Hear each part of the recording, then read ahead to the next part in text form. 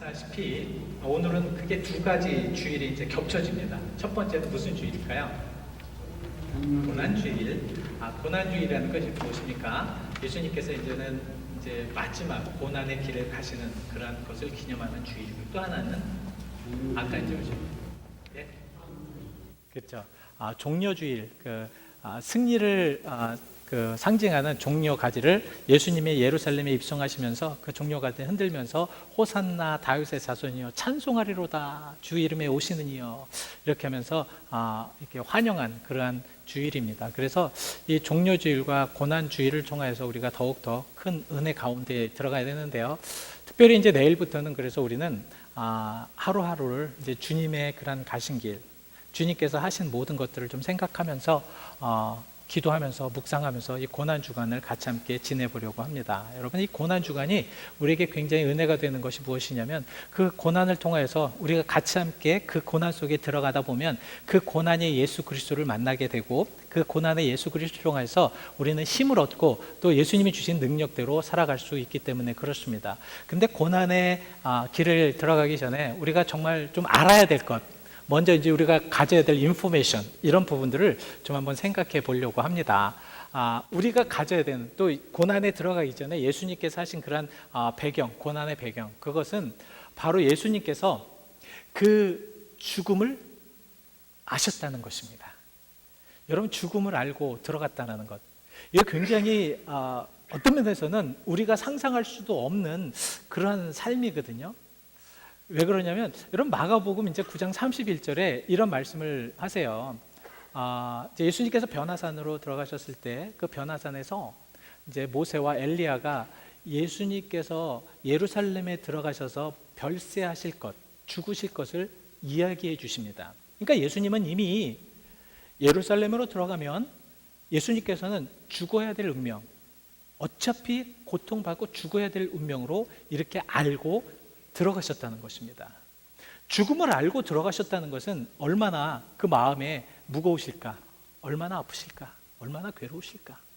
여러분, 한번 생각해 보시길 바랍니다. 그러면서 예루살렘에 입성을 하신 겁니다. 그리고 두 번째는 정말 예수님께서는 그 고난을 지고 정말 그 예수 그리스도의 그런 길을 가야 될 운명에 있으셨다는 것입니다. 고난을 아셨다는 거죠. 예수님께서는 참 모든 제자들이 예수님을 배반할 것을 아셨고요. 또 예수님께서는 로마 군사, 이방인인 로마 군병들이 예수님을 굉장히 멸시할 것을 아시고, 또 대제사장들과 서기관들이 예수님을 죽일 만큼 정말 싫어하면서 핍박하면서 예수님을 고통 속에 들어가는 것을 아셨다는 말씀입니다. 이런 고통을 가지고 들어가셨다. 여러분, 한번 생각을 해보시기 바랍니다. 왜 이렇게 하셨을까? 왜 예수님께서는 죽일 만큼 이렇게 미움을 받으시면서 그러면서 그 고통의 십자가를 지셔야 됐을까요? 왜 예수님께서는 정말 이 바리새인들과 서기관들, 대제사장들이 얼마나 미워를 했냐면, 정말 항상 성경에 보면 어떻게 하면 예수를 잡아서 죽일까? 어떻게 하면 예수님을 잡을까? 어떻게 하면 예수님을 해대게 할까? 이렇게 항상 서로가 논의하고 공모를 꾸몄다라고 성경에는 많이 말씀을 하고 있습니다. 어떻게 그렇게 하면서 예수님이 그것을 다 아시고 올라가셨을까? 어떻게 그 미움을 다 담당하시면서 그렇게 하실 수 있을까? 한번 여러분들 그것을 생각해 보시자는 것입니다. 그리고 더 예수님의 고통은 무엇이었냐면, 예를 들어서 내가 죄인이잖아요. 내가 잘못했잖아요.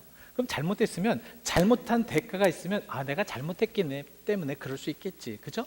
내가 어떤 일에 내가 정말 큰 잘못이 있었기 때문에 내가 잘못으로 그렇게 됐구나, 이렇게 할 수 있습니다. 그러나 예수님은 죄가 없으신 분으로 그런 고통을 당하셨다는 거죠. 여러분, 내가 아무것도 없었고 내가 정말 잘못이 없는데 지금 사람이 나를 미워하고 저 사람이 나에게 지금 죽이려고 할 만큼의 그런 마음을 가지고 있다라는 그러한 삶을 한번 생각해 보십시오. 이건 굉장히 고통의 삶이고 아픈 삶일 것입니다. 그리고 죄가 없으시면서도 그렇게 가셔야 됐던 그런 고난의 길, 그래서 고린도후서 5장 21절에는 우리에게 이런 말씀을 주십니다.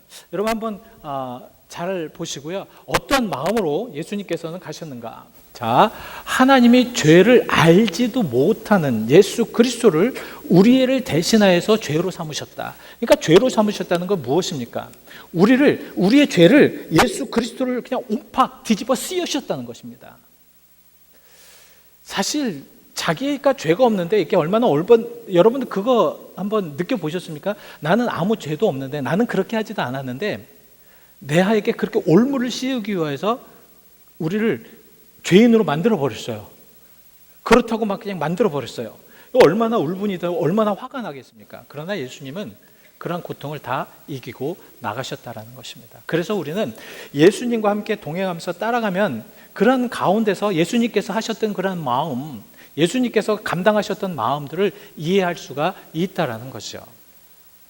그런데 이러한 것들이 이해가 되지 않고 그렇게 말씀을 많이 하셨는데도 우리가 왜 예수님의 그 고통을 알지 못하는 것일까? 왜 예수님의 고통을 느끼지 못하는 것일까?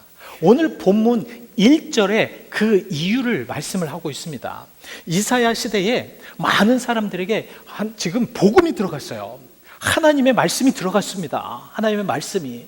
너희들은 잘못한 모든 것들, 깨닫지 못한 것들, 얼마나 이사야가 얼마나 많은 그런 예언의 말씀을 하셨는지 그들에게 그러한 모든 말씀을 드렸는데도 그들은 알지 못하고 깨닫지 못하였다는 거죠. 그래서 이사야는 답답해서 이렇게 지금 질문을 하는 것입니다. 우리가 전하는 것을 과연 누가 믿었겠느냐? 여호와의 그 신팔과 그 능력을 누구에게 나타나느냐? 바로 너희들에게 나타나지 않았느냐?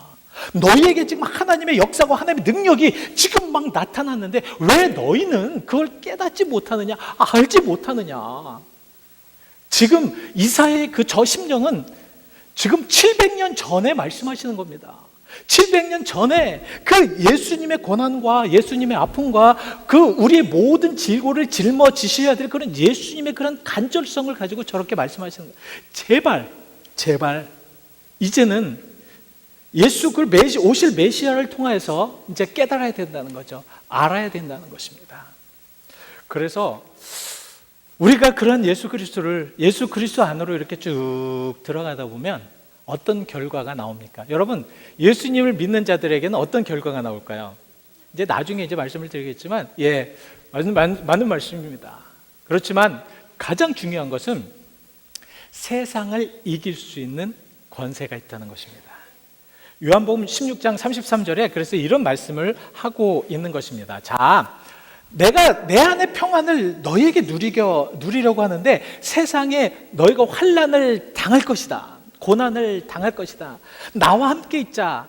나와 함께 하자. 왜냐하면 그 모든 고난을 이길 수 있는, 내가 세상을 이길 수 있는 그런 법을 우리에게 주신다는 말씀입니다. 세상을 이길 수 있다는 것이 얼마나 귀한 것입니까? 여러분, 우리가 세상을 이기면서 살아갈 수 있는 것, 비록 나에게 핍박이 오고 나에게 고난이 오고 나에게 고통이 온다고 해도 예수님께서 세상을 이긴 것처럼 우리도 이기게 하시려고 이렇게 우리에게 큰 은혜와 사랑으로 함께 하시는 것입니다. 오늘 이 예수 그리스도의 고난에 한번 동참해 보시자는 거죠.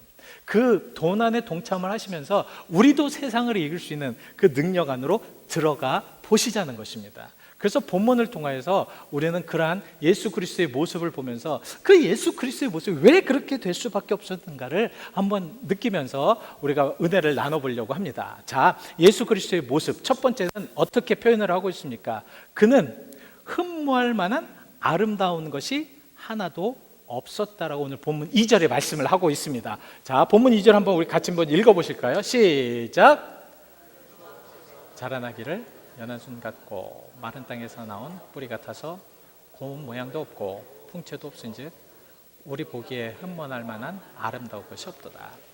우리가 아무리 보아도 예수님을 봤을 때는 흠모할 만한 것이 아무것도 없어요. 저게 무슨 말씀이냐면 밑둥가리가 이제 나무 밑둥가리가 딱 잘렸잖아요. 밑둥가리가 딱 잘리면 그 옆에서 삐죽삐죽 뭐가 나옵니까? 새순이 막 돋잖아요. 여러분 그거 많이 보시죠? 이 새순을 보면 이 새순은 되게 약합니다.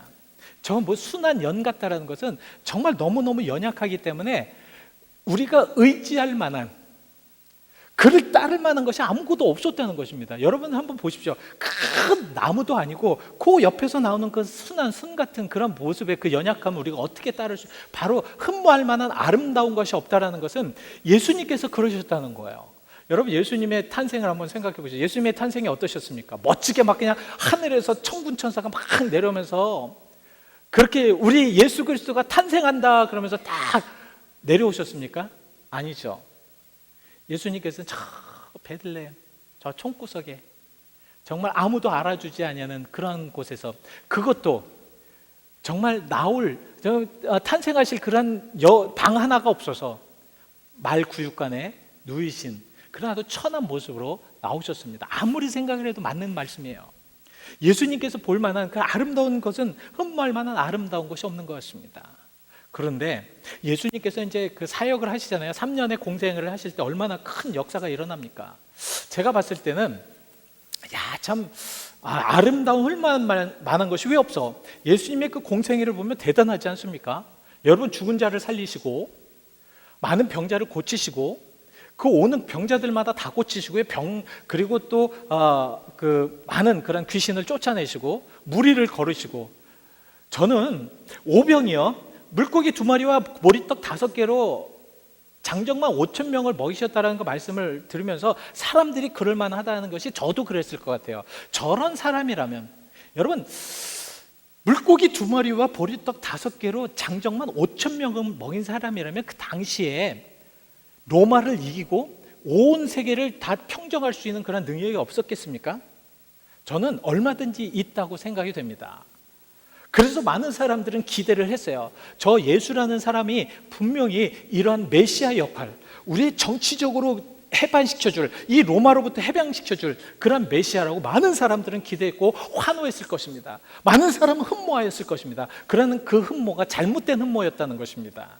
저기서 말씀하셨던 정말로 겉으로 보기에는 아무것도 흠모할 만한 것이 없었던 것이 바로 예수님께서 예루살렘에 입성을 하시면서 스가랴 9장 9절 말씀처럼 예수님께서 작은 낙타를 타고, 어린 낙타를 타고 올라오십니다. 아마도 오병이어를 체험했던 많은 사람들, 정말 예수님께서 물가를 걸으시고 그 다음에 많은 병자를 고치시고 놀라운 하나님의 말씀의 능력을 그렇게 베푸셨던 예수님의 말씀에 정말 감동받았던 이들도 그 나귀 새끼를 타고 나오는 그 예수님을 보면은 얼마나 볼품이 없었을까요? 예수님이 정말, 그들은 그렇게 생각했을 것입니다. 예수님의 능력이라면 적어도 많은 사람들을 동원해서 그 사람들의 호의를 받으면서 적어도 정말 100마리는 아니더라도 말을 타고 오시면서 많은 사람들에게 그 환호를 받아야 되는데 그렇게 흠모할 만한 것이 아무도 없었다는 것입니다. 그러한 모습 속에 지금 예수님께서는 올라오셨다는 것입니다. 왜 그러셨을까? 우리는 잘 보아야 됩니다. 예수님께서 왜 흠모할 만한 것이 없었는가? 예수님은 많은 사람들에게 섬김을 받으려고 이 땅에 오신 것이 아닙니다. 우리 그리스도인들은 자꾸 섬김을 받으려고 해요. 자꾸 무엇인가 우리는 받으려고 합니다.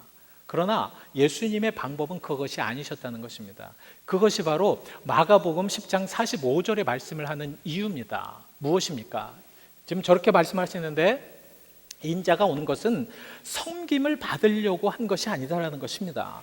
예수님께서 오신 것은 정말 대속물로 주기, 아무 볼품없는 그런 대속물로 주기 위해서 이 땅에 오신다는 말씀입니다. 이것은 무엇을 말씀하시는 것입니까? 예수님의 겸손함입니다. 우리가 정말 예수님을 따라가면서 우리의 모습 속에 겸손함이 없다면 예수님을 따라가는 모습이 아니라는 거죠.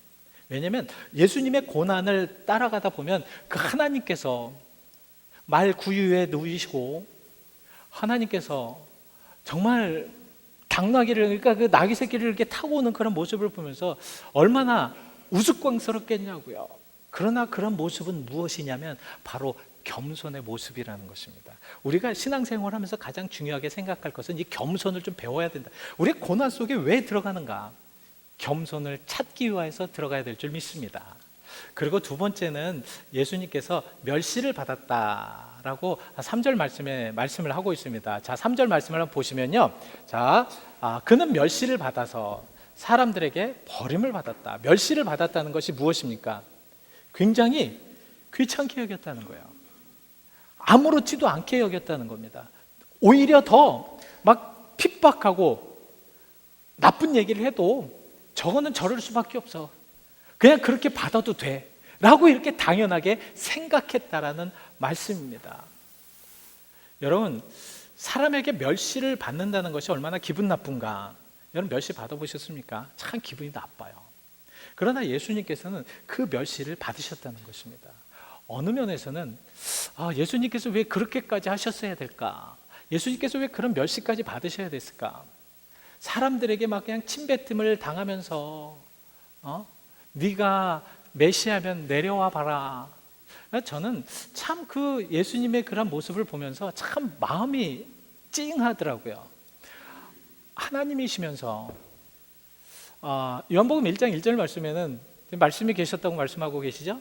그 말씀이 하나님과 함께 하셨다고 말씀하고 계시죠? 그 말씀이 또 만물을 지으셨다고 말씀을 하고 계시죠? 만물을 지으신 하나님께서 왜 십자가에 달려서 그렇게 멸시함을 받았을까?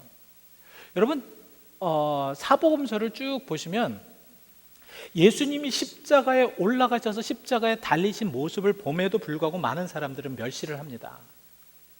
네가 하나님의 아들이라면 내려와 봐라. 그런데 저는 다 이해가 돼요. 뭐 로마 병정에게 막 얻어맞고 침뱉고 유대인의 왕이여 그러면서 막 그냥 우스갯소리로 이렇게 멸시하고 천대받는 거 좀 이해가 됩니다. 대제사장들과 또 바리새인들과 그런 사람들에게 좀 그렇게 멸시를 받은 부분에 대해서 이해를 하는데, 예수님의 가장 아팠던 모습이 과연 무엇일까?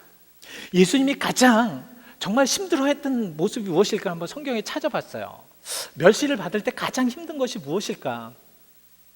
여러분 뭐라고 생각하십니까? 한번 생각해 보셨어요? 예수님께 십자가에서 딱 이제 달리셨고, 아니면 많은 사람들에게 이렇게 멸시를 받으셨는데, 그 멸시 중에서 가장 참기 힘드셨던 멸시가 무엇인가? 저는 한번 생각해 봤습니다. 그래서 한번 마태복음 27장 42절 말씀을 한번 생각해 봤어요. 자, 뭐라고 말씀을 하십니까? 자, 그가 남은 구원하였으되 자기는 구원할 수 없도다.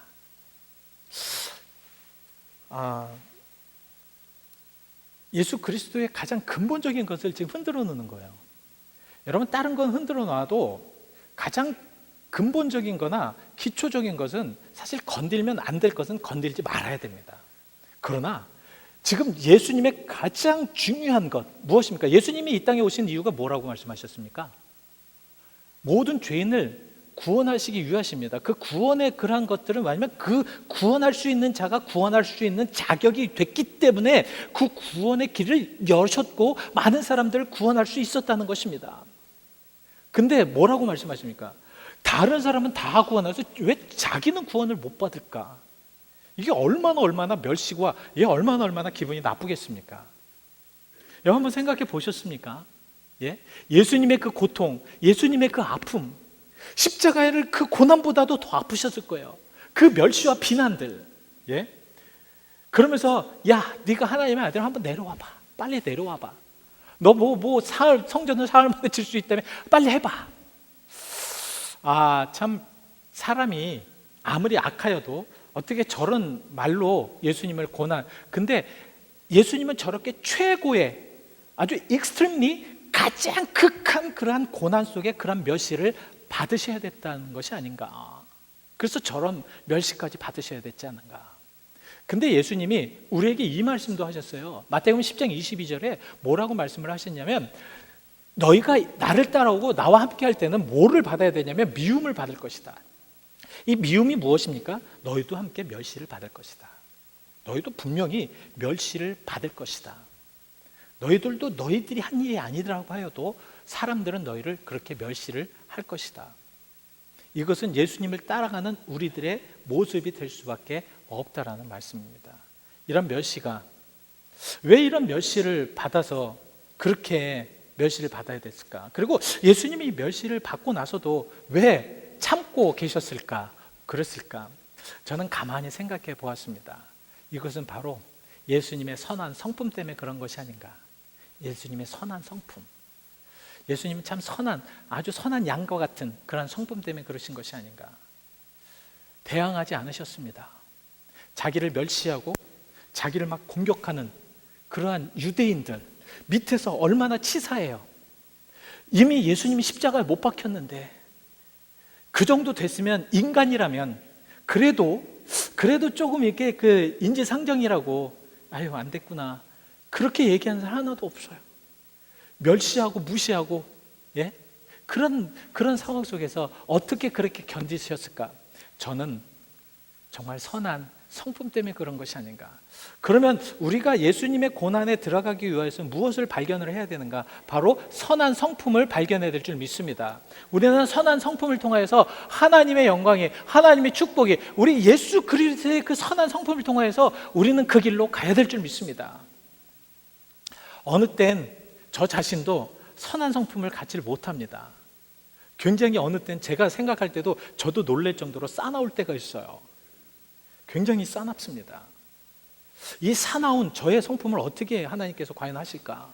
이렇게 생각을 하면서 나중에는 후회고 하고 나중에는 하나님 앞에 고백하면서 눈물 흘리면서 자복하지만 여러분 정말 어떤 상황이나 어떤 여건 속에서 이 선한 마음, 깨끗한 마음, 순결한 마음, 착한 마음 이런 마음이 이 고난을 통해서 우리는 발견해야 되는 마음인 줄 믿습니다. 마지막 세 번째로 그는 우리의 모든 질고를 지고 가셨다고 4절에 말씀을 하고 있습니다. 질고. 이 질고라는 게 무엇입니까, 여러분들? 병을 얘기하는 거죠. 병, 아니면 고통, 아픔들 이런 것들을 얘기하는 것입니다. 이 질고라는 것은 그래서 육체적인 그러한 아픔의 육체적인 병뿐만 아니라 영적인 병도 같이 포함되는 겁니다. 그러니까 영과 육의 우리들의 고통과 아픔을 예수님께서는 다 짊어지셨다는 것입니다. 여러분 그게 이해가 되십니까? 우리는 조금이라도 남의 잘못이나 조금이라도 남이 나를 괴롭게 하고 해야 하는 것은 되게 싫어합니다. 이루 말할 수 없이 싫어요. 아니 정말 어느 때는 정말 저주할 만큼 싫어합니다. 왜 저렇게 싫어할 만큼, 왜 저러지라고 할 만큼 싫어합니다. 왜? 나는 남의 아픔을, 정말 남의 괴로움을 내가 같이 짊어질 수가 없기 때문에. 그러나 예수님은 우리가 받아야 될 그러한 고난의 십자가를 우리 대신 지셨다는 것입니다. 우리의 고통과 아픔을 지셨다는 것. 이 질고라는 것이 무엇이냐면 그래서 내가 해결할 수 없는 것을 얘기합니다. 내가 해결할 수 없는 그런 것들. 내가 해결할 수 없는 것이 무엇입니까? 여러분, 내가 해결할 수 없는 것. 죄의 문제도 그렇겠죠? 내가 어떤 죄를 지었어요. 영적인 하나님을 배반하고 하나님께 옳지 못한 죄를 졌습니다. 이랬을 때는 내가 구원할 수가, 내가 나를 구원할 수가 없어요. 구원시킬 수가 없습니다. 아무리 노력하여도 내 자신이 구원받을 수가 없습니다. 그렇기 때문에 예수 그리스도가 우리를 위하여서 질고를 대신 지셔야 했다라는 말씀입니다. 우리의 죄를 대신 지셔야 했다는 말씀이에요. 우리의 고통을 대신 지셔야 될 수밖에 없어졌다는 것입니다. 우리가 죽어야 될, 영원히 멸망받아야 될 그런 저주까지 예수님께서는 그 질고를 지셨다라는 것입니다. 우리는 바로 그 길로 한번 들어가 보자는 거죠. 그 고통을 한번 들어가 보자는 겁니다. 그래서 저는 예수님께서 마태복음 11장 28절에 수고하고 무거운 짐진 자들아 다 내게로 오라. 내가 너희를 쉬게 하리라. 수고하고 무거운 짐진 자들. 제 이 말씀이 별로 생각이 안 났어요. 별로 느낌이 없었습니다. 근데 그 예수께서 우리의 질고를 지셨다라는 말씀에 이 말씀이 이해가 되더라고요. 수고하고 무거운 짐, 난 수고하고 무거운 짐이 하나도 없었는데 라고 생각을 하는데 때문에 질고를 지면 우리가 예수님한테 들어가서 예수님께서 나의 질고를 지는 것을 보니까 나의 정말 이 못돼 먹은 이런 성격들이나 이 못돼 먹은 것들이나 아니면 잘못된 그런 죄악들이나 내가 그동안 하나님을 믿지 못한 그런 잘못된 습관들이나 이 고치지 못하는 것들, 끝까지 내 생각과 내 마음대로만 생각했던 모든 것들이 짊어지고 있는 그 예수 그리스도를 바라보니까 내가 이러한 짐을 지고 있었구나. 이미 예수님께서는 그 질고를 우리를 위해서 지셨다는 겁니다. 그래서 우리 예수님을 우리는 따라가면서 왜 예수님께서 왜 그 고난을 받으셨는가 보면은 바로 내가 짊어져야 될, 내가 가져야 될 그런 정말 아픈 것들, 괴로운 것들, 변치 않는 것들을 예수님이 이미 지심을 우리 몸 보면서 깨닫고 느끼고 알고 이해해야 된다는 말씀입니다. 이해가 되십니까? 예? 여러분, 우리가 정말 이런 믿음을 가지고 좀 살아가야 되지 않겠습니까? 이러면서도 우리가 아직도 깨닫지 못하고 아직 마음에 감동이 없다는 것은, 이건 우리의 정말 우리가 한번 다시 우리의 심령을 생각해 봐야 됩니다. 저는 사실 어제 늦게까지 이 말씀을 묵상을 하면서 참 많은 것을 느끼고 배웠어요. 그 은혜 받지 않을 때는 예수님과 나와의 관계가 없더라고요. 커넥션이 안 되더라고요. 아무리 이런 얘기를 하는데 나에게는 은혜가 안 되더라고요. 깨닫지를 못하겠더라고요. 왜 예수님께서 구태여 나의 질고를 왜 지실까? 왜 지십니까? 그래도 우리를 그래도 구원의 길로 역사하고 인도하시기 위해서 예수님께서는 그렇게 지시는 겁니다. 근데 여러분, 우리가 이러한 말씀을 우리가 묵상하면서 저도 이렇게 생각했어요. 마음이 뭉클하잖아요. 그러면서 그런 느낌을 받아요. 한편에 그 새드한 무비를 보는 것 같은 느낌. 무슨 말씀인지 아십니까? 우리는 그렇게 예수님을 믿어왔다는 거예요. 우리는 예수님을 믿으면서 한편에 아주 슬픈 영화를 보는 것 같은 느낌. 그 영화를 보면 앉아있으면 막 눈물이 절절 나고 너무너무 슬퍼요. 너무너무 아파요. 그렇지만 극장을 나가면 아무렇지도 않아요. 우리는 그 모습으로 우리가 살아왔다는 것입니다. 이렇게 말씀을 들었을 때는 마음이 뭉클해질 수도 있습니다. 물론 뭉클해지지 않은 분도 계실 거지만 하여튼 뭉클해질 수 있습니다. 눈물이 막 납니다. 정말 나는 어떻게 할까? 나는 어떻게 할까? 그런 마음이 됩니다. 그러나 그것은 이 교회당에서만 끝이고 저 밖에 나가서 아무렇지도 않다면 우리는 한번 생각해 봐야 된다는 것입니다. 우리 예수 그리스도의 그 믿음이, 우리 그 예수 그리스도의 그런 사랑이 이곳에서 뭉클하게 와졌다면 저 밖으로 나가서는 행위로 나타나고 좀 변화된 모습으로 돼야 될 줄 믿습니다. 변화돼야죠. 좀 변화 좀 돼야죠. 그죠?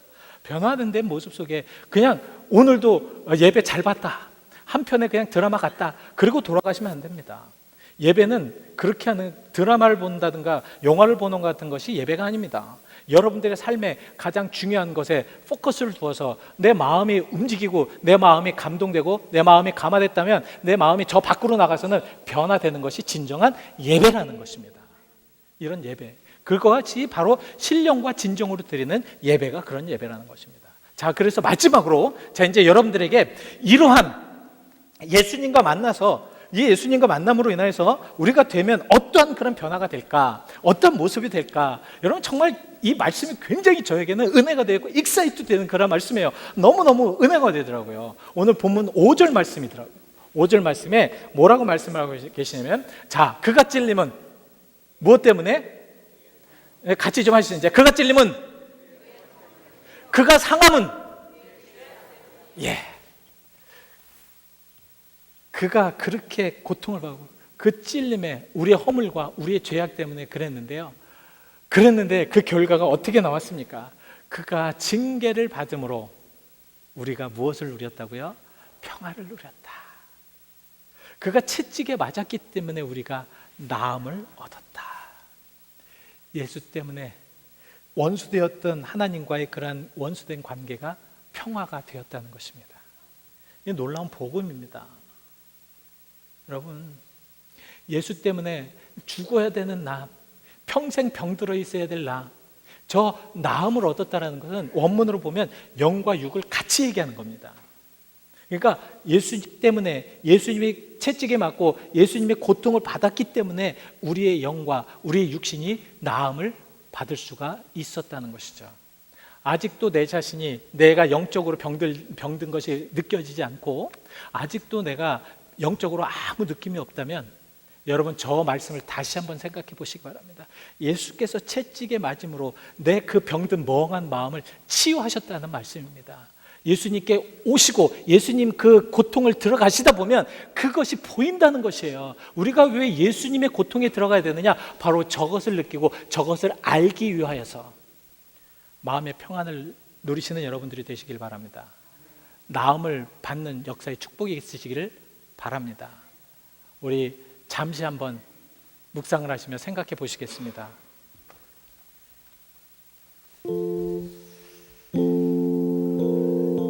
자, 한번 생각해 보십시오.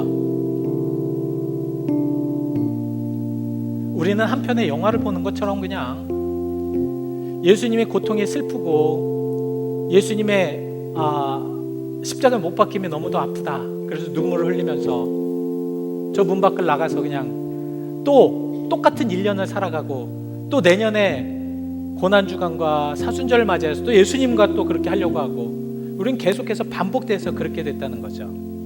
여러분, 이제는 한번 생각해 보시자고요. 지긋지긋하게 변하지 않느냐는 나의 모습을 보면서 지금 저를 얘기하는 겁니다. 나의 모습을 보면서 그래도 끝까지 십자가상에서 나를 쳐다보시면서 눈물로서 저의 죄를 용서해달라고 하시는 예수 그리스도를 생각하면서 우리 한번 주님을 묵상해 보시기 바랍니다.